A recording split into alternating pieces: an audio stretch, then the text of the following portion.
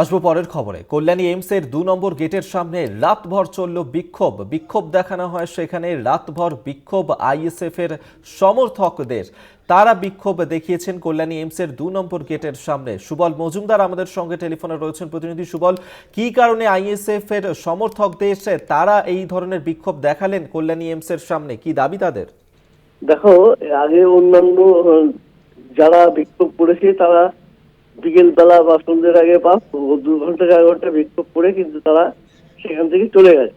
কিন্তু আইএসএফ গতকাল থেকে 11টা থেকে সারা রাত 2 নম্বর গেটের সামনে বসে অবস্থান বিক্ষোভ করে। তাদের যেটা দাবি যে তারা আইএসএফ রাজনৈতিক দল, তাদের সঙ্গে কোনোভাবেই সুলভ কর্তৃপক্ষ বা এইমস এর কর্তৃপক্ষ কোনো কথা বলছে না বা শুনছে না।